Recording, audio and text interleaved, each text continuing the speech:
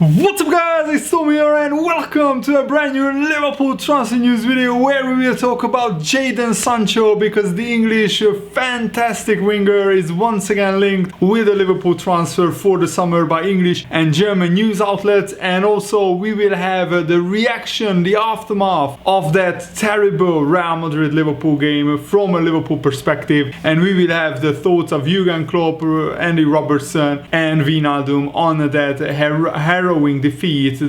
So first let's dive into the Jadon Sancho rumors, but first leave a like if you enjoy these, subscribe if you haven't already, turn on the bell notification so you never miss the latest Liverpool transfer news updates. And virtually every big club is going after Erling Haaland or Kylian Mbappe or even both of them and trying to sign them in the summer. So Jadon Sancho would be an actually kind of a little bit of a cheaper alternative, because the English winger has gone a little bit under the radar recently because of his injury. He has been out of games, and by the way, in the Manchester City Dortmund game, I have to talk about the referee, because if that is not a bribed referee, then I'm Santa Claus, because it was absolutely incredible, disgraceful how Jude Bellingham perfectly takes the ball off Ederson, and the referee, knowing that if Bellingham scores, then VAR will check the goal and they might potentially give it, he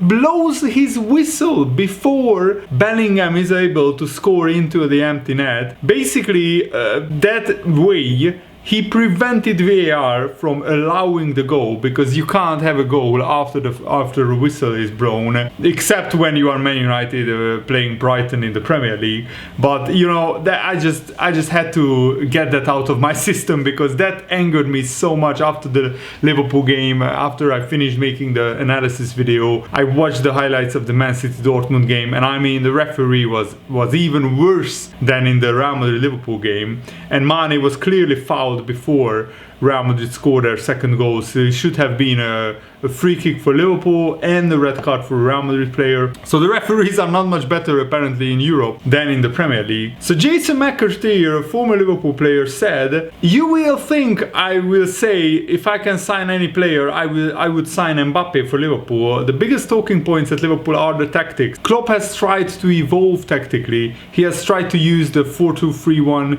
He has tried to change it up and go away from his traditional 4-3-3 formation. He just hasn't really had the players to do that job. Diogo Jota obviously opens up the potential to that tactical game and tactical change, but sometimes you can become very predictable, and I think that's what's happening with Liverpool. The oppositions have figured out how to play against Liverpool this season, especially because Mane and Firmino are not as effective, as potent as they were in the past 2 or 3 seasons." And Jason McAteer continued, "I think Liverpool did in some ways become predictable, and I think that's why they have lost some of the games that they have. You look at the teams that have come with that low block to Anfield, they have come with that low defensive unit that is saying, come and break us down. We know we will get an opportunity, and if we can be clinical, we can kind of nick this." I think that's what happened in quite a lot of games this season. Liverpool have come unstruck against teams that have offered those kind of tactics. They haven't been able to break them down, so I think versatility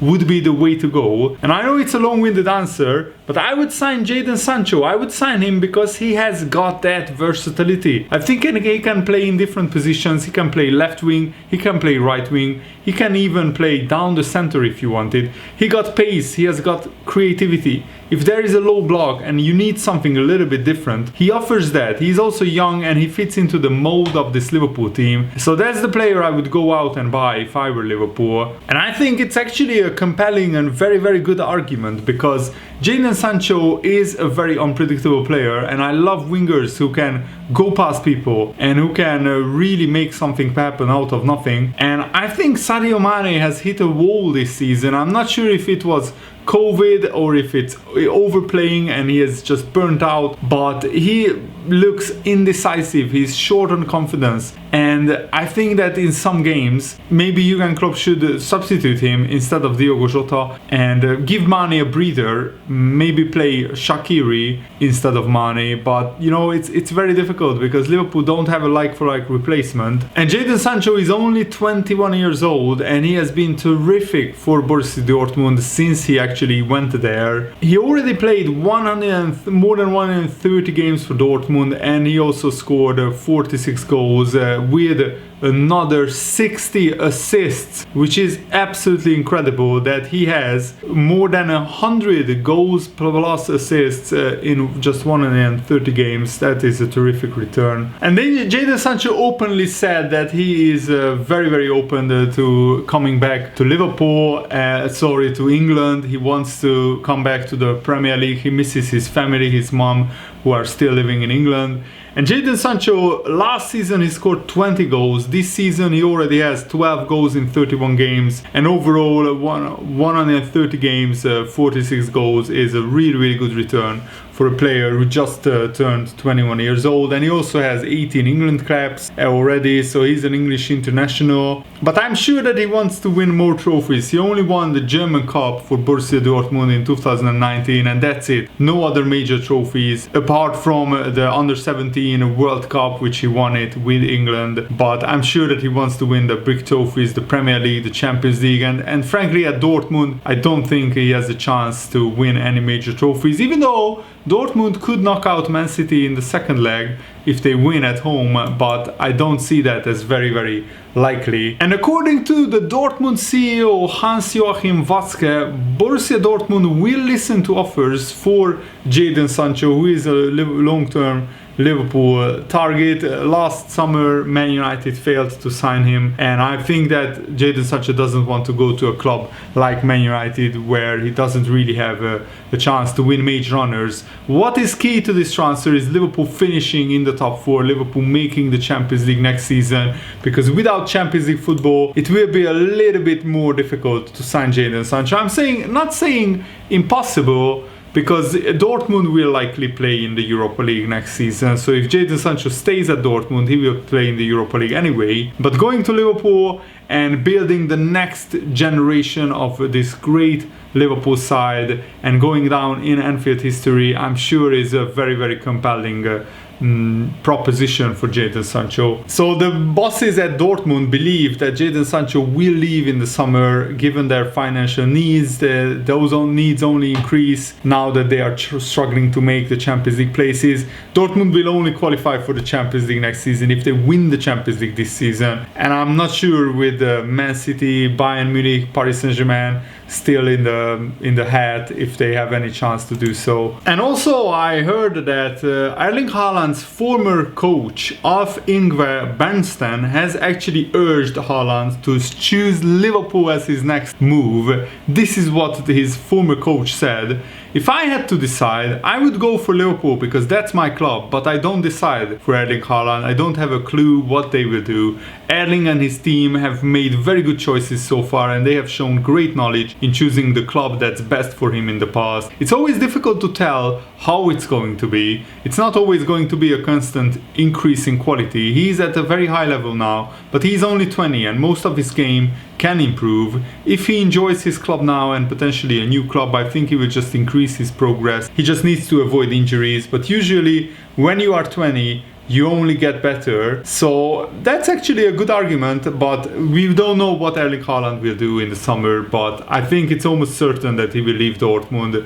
Will he want to stick around with Dortmund and play in the Europa League? I'm not sure. And James Pearce, who is a Liverpool-based journalist, was actually openly very critical of Jurgen Klopp. He said that the biggest mistake of the lot from Liverpool came from the manager himself. It was a sizable leap of faith for a game of such magnitude to play Naby Keita in a Champions League quarter-final against Real Madrid, given that he hadn't started since the home league defeat by Fulham a month ago, and his form has been patchy throughout an injury-affected season. It was also a huge call to relegate Thiago to bench duty, given that Thiago lit up both legs of the Champions League last 16 wins over RB Leipzig. The decision backfired badly. Klopp's trust was misplaced, and by the time he took action, an inept first half performance had left Liverpool 2-0 down and with a mountain to climb, and Liverpool couldn't climb that mountain. We scored, but Real Madrid scored again, and the rest is history. And probably Jurgen Klopp regrets that mistake, but he also said in his post-match interview that the defeat was not down to only Naby Keita. and we shouldn't just scapegoat him. And he's right, but and also he started Naby Keita because he couldn't ignore his great performances in training, which is fair enough. But maybe we should have started Naby Keita against Arsenal and played Thiago against Real Madrid. That's my thought.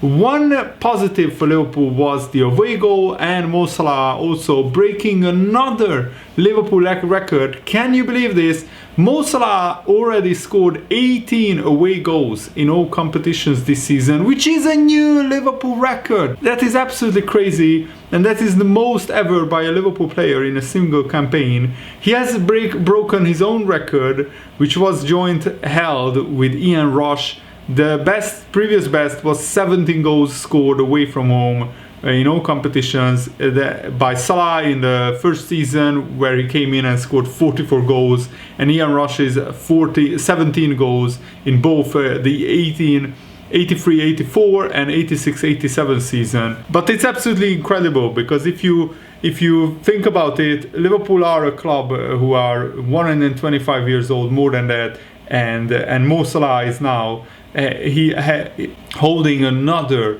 goal scoring record at Liverpool, which is absolutely incredible. And also, what is very concerning, I read another statistic that 18 games have passed since Andy Robertson last created an assist or a big chance for one of his teammates. And he's a warrior, Andy Robertson, for playing so much, but he probably needs a break. He should be on the bench against Aston Villa, and Tsimikas should start. It's quite possible that with Trent struggling defensively, Robertson is playing a little deeper and trying to protect the makeshift back two of Phillips and Ozan Kabak. And of course, he wants to be closer to the new centre backs to help them out and to bail them out if there is any trouble. And also the poor form of Sadio Mane, who used to combine so well with Andy Robertson down the left flank. I think that also helps compound this misery on Andy Robertson, that he hasn't created a big chance or an assist. And Jurgen Klopp fully rightly criticized the referee, that he felt it was something personal between the referee and Sadio Mane, because how Mane got fouled constantly and the referee didn't blow the whistle. It was absolutely staggering, to be honest. The situation with Sadio, Jurgen Klopp said, what the ref did, I have to say, I don't understand. For me, that was something personal, because he dealt with the situation with Sadio, which was a clear foul, like he was a diver or whatever. From that moment on, whenever Sadio went down, he didn't get anything. That is not right. That is what I told him after the game, that I thought he was unfair with Sadio. That doesn't change anything at all. He didn't lose the game. We were not good enough to get a better result. But in these moments, you need just an okay ref, and that would have been enough. And the referee wasn't even okay. He was awful. He was really, really bad. And the push from Vasquez on Sadio Mane, it looked an absolutely blatant clear foul, and how the referee and even VAR didn't blow for it and didn't call the playback and disallowed the Real Madrid goal and give Vasquez a red card and Liverpool a free kick. It's absolutely shocking, and I think it's safe to say that Real Madrid had the referee in their pocket, basically. And Jurgen Klopp was very fair in his assessment that you have to earn the right to get to the Champions League semi-finals. Liverpool didn't play anywhere near well enough to earn the right for a good result, but still the referee just compounded on that, and it felt very similar to how in the Premier League Liverpool have struggled many times with very, very bad refereeing calls. And Jurgen Klopp also admitted that substituting Naby Keita was purely tactical. That's now things I don't like in the job, stuff like this. You do that, and then it's like the one player is responsible for the whole performance of the first half. Naby was not responsible for that. He didn't play for a while, especially not from the start. And these kind of things, we were not good in the game. Naby was not good in the game, but we all saw the game, to be honest. So I could have made a few more changes in that moment. So it was not just about Naby Keita, but I did it, and I am now not happy about it, because we talk about it like it was Naby's responsibility. It was not, but it was tactical, and that's it. And yes, Trent Alexander-Arnold will learn from his mistake, which he made before before the second Real Madrid goal. These kind of mistakes don't just happen all of a sudden. They have all a little history before and a little story after that, stuff like this. So I didn't like our game in the first half. We were just not really in the game. That's our mistake, and that's where we have to be really clear in our self-criticism, to be honest. Then something like this can happen. We judge the situation wrong. We want to pass the ball back to the goalie. In that moment it was Trent with the header, but in other moments we just gave them the opportunity to use the speed they have for going in behind too easily by losing the balls in the completely wrong moment. Because when you analyze Real Madrid, all the natural individual quality they have, a lot of things are really switching the sides and accelerating and passing the ball in behind. They have 3 of the best midfielders in the world who have obviously played together since it feels like 20 years. If they win the ball, and Modric and especially Kroos and Casemiro, they chip the balls there, and then you are under pressure and you don't know where the striker is because they run around. These mistakes can happen. That's not my problem as a game, because these kind of things can happen against Real Madrid. But if you only lose one ball, it could happen. But we lost too many, and we lost it constantly, and that is my story of the game. And if you want to go to the semi-finals, that's absolutely okay and fair. You have to deserve it with the performance that you put on the pitch. And tonight we were not good enough to win this game. The good news is that we have another game and we have an away goal.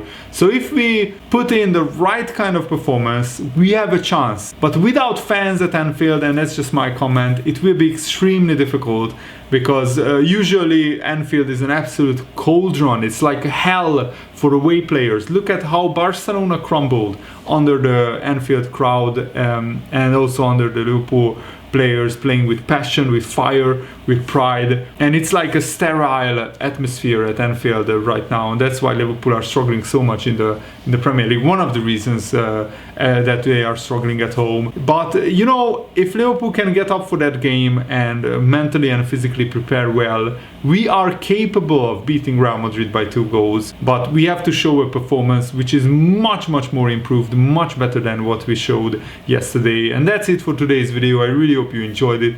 Thanks for watching. See you later, guys. Goodbye.